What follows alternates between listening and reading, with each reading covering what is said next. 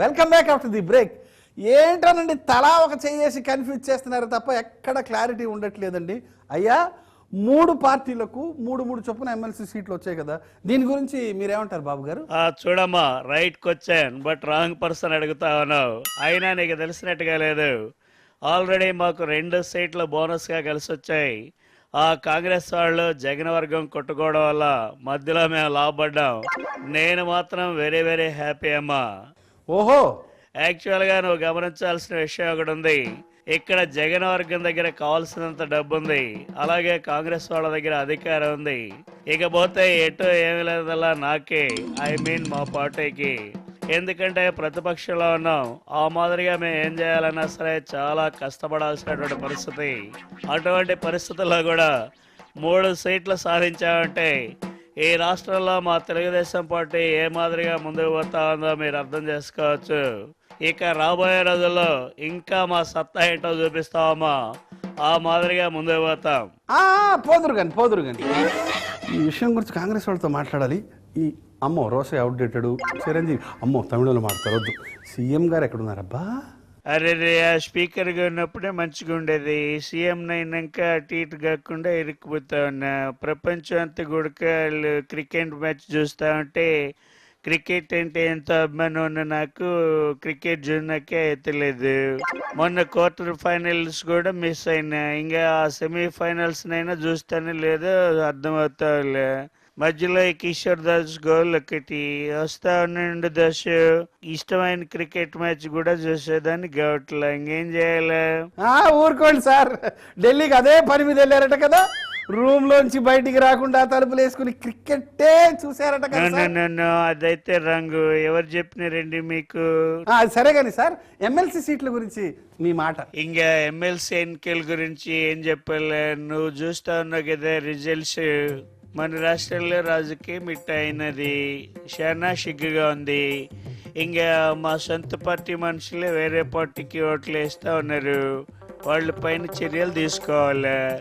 దీని గురించి మేడంకి చెప్పేదానికి నేను ఇంపార్టెంట్ ఎజెండాతో ఢిల్లీకి పోతే మన రాష్ట్రంలో ఉన్న 13 న్యూస్ ఛానళ్ళు, 5 పత్రికలు వాళ్ళు ఇష్టం వచ్చినట్టుగా వార్తలు రాసినారు.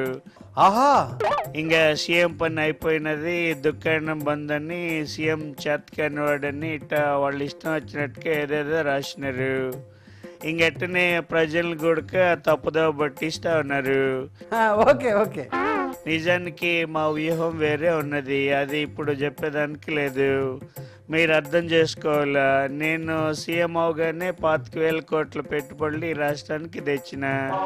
ఇంకా కార్ల కంపెనీలు అట్టనే ట్రాక్టర్ల కంపెనీలు కూడా వస్తూ ఉన్నాయి.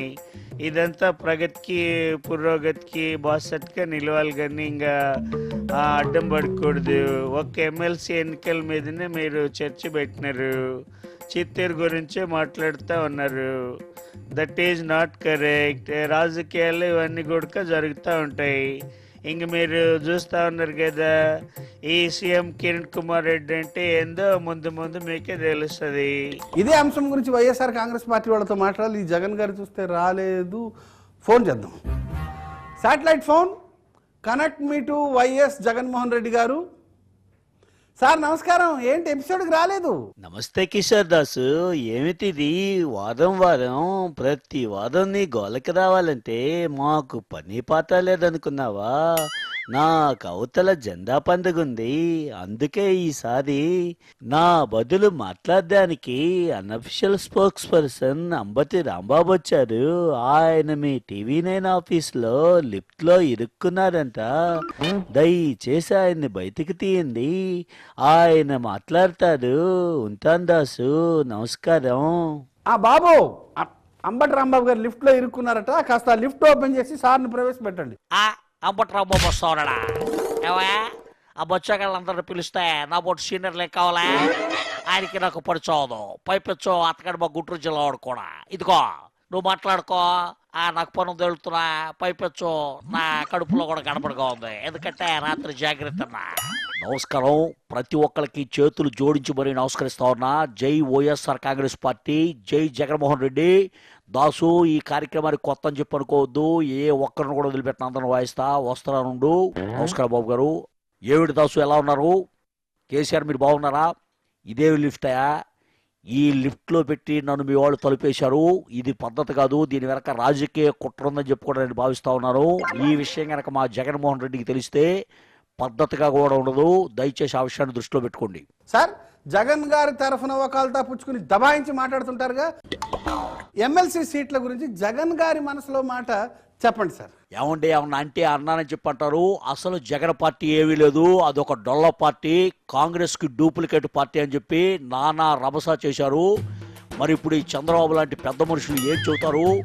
ఎన్నో ఏళ్ళుగా మనుగడ సాగిస్తూ మరి ఎంతో సీనియర్స్ అని చెప్పుకుంటూ ఆ రకంగా వీళ్ళు సాధించినటువంటి సీట్లన్నీ, మా పార్టీ సాధించినటువంటి సీట్లన్నీ, దీన్ని బట్టే మనకు అర్థమవుతా ఉంది మా జగన్మోహన్ రెడ్డికి ఎంత ప్రజాబలం ఉందో, ఆయనకి ఎంత ఫాలోయింగ్ ఉందో. ఇప్పుడే ఏం తెలుస్తుంది మీకు? ఇది జస్ట్ సినిమా రిలీజ్కు ముందు మేము ఇచ్చేటువంటి ట్రైలర్ మాత్రమే. తర్వాత అసలు సిసలైనటువంటి సినిమా రాజకీయ తెరపని చూదురు కానీ ఇది వాస్తవం చెప్పుకోండి చెప్తా ఉన్నా. ఓకే సార్, ఈ శ్రీకృష్ణ కమిటీ 8వ అధ్యాయం గురించి ఎవరైనా మాట్లాడతారా? కేసీఆర్ గారు మీరు. అరే ఇంద్రవై, శ్రీకృష్ణ కమిటీ అని చెప్పి గా కమిటీ ఏక ముందుగాలే నేను చెప్పిన బర్బాద్ కమిటీ, పనికిమాలిన కమిటీ అని. అసలు మా ఆందోళన అరికట్టనీకి, మా ప్రజలను సల్లార్చనీకి గా కాంగ్రెస్ వాళ్ళు కన్సల్టెన్సీ లెక్క వీళ్ళందరినీ ఉద్యోగస్తులు లెక్క పెట్టుకోరు. అవునా? వీళ్ళకి కేబినెట్ హోదా ఇట్లా ఇచ్చి, ఎర్ర బొగ్గ కార్లు ఇచ్చి వీళ్ళందరినీ గిర్రమని ఈ రాష్ట్రం అంతా చక్కర్లు కొట్టించారు. వీళ్ళకి ఇప్పటిదాకా 26 కోట్లు 30 కోట్లు ఖర్చు పెట్టిర్రు. ఇంతకీ వాళ్ళు ఏం చేసిర్రా? గా సీమంధ్రులతో కలిసి టైప్ మిషన్లు ఇట్లా పెట్టుకొని మీరు చెప్పండి మేము టైప్ చేస్తాం, మీరు చెప్పండి మేము టైప్ చేస్తాం అని గా సీమాంధ్ర నాయకులకి ఇట్లా చెప్పినట్టు టైప్ చేసి నీవేద గిట్ల ఇస్తారా? పైగా ఇంపార్టెంట్ సీక్రెట్ అని చెప్పి 8వ అధ్యాయం రాస్తారా? అరే ఇప్పుడిప్పుడే గందులో సీక్రెట్ గిట్లా లీక్ అవుతా ఉంది తమ్మి. రేపు పొద్దుగాలగా హైకోర్టుకి ఇట్లా అడిగింది కదా, గప్పుడు ఈ విషయం అంతా బయటకు వస్తుంది. అప్పుడు నిలదీస్తాం బిడ్డ. ఓకే సార్, ఇప్పుడు కాసేపు ఒక బ్రేక్ తీసుకుందాం. కానీ బ్రేక్ తర్వాత చిరంజీవి గారు తమిళంలో కొన్ని డైలాగులు వేస్తారు, అప్పుడు విందామండి. Now let's take a break.